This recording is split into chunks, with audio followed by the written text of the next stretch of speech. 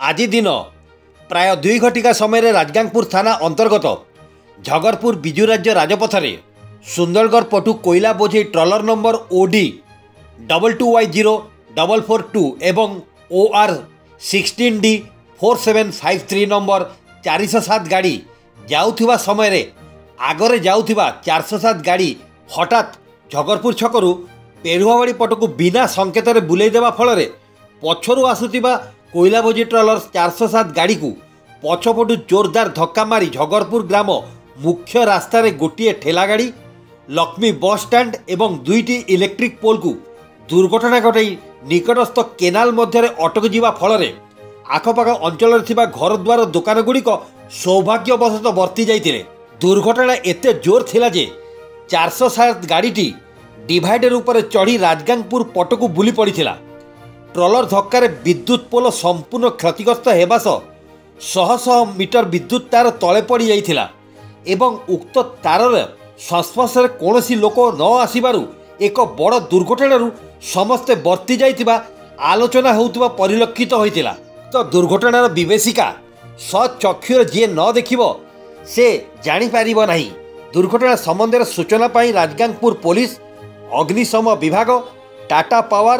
Highway patrolling दायित्व थिबा अधिकारी घटनास्थल में पहुंची समस्त आहत को एम्बुलेंस जोगे विभिन्न हॉस्पिटल पठैथिबा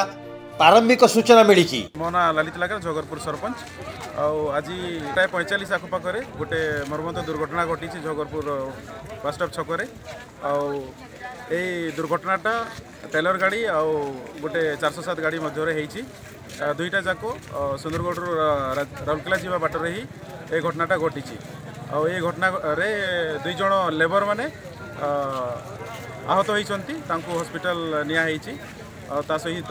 टेलर गाड़ी ड्राइवर जी थे से आहत होती हॉस्पिटल पठाला। यही दुर्घटना को आम सांगे सांगे अग्निशम विभाग को आह्वान करूँ से यथाशीघ्र खबर पाई पहुँचिकी स्पॉट रे क्यू करते संगे आम राजगांगपुर थाना इंचार्ज को फोन करूँ से स्टाफ पठाई ये आमको सहयोग करते। ठेला वाला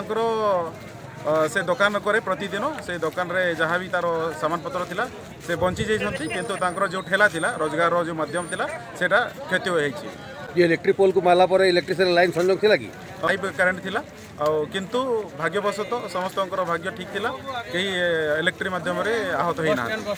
गाड़ी आसुथिला बेले एपटे मो साइड तो ठेलाटा कोटा सेटा तो एटा एबे भांगी जी। सुंदरगढ़ जिला झगरपुर ग्रामरू देवव्रत मित्र रिपोर्ट क्रांति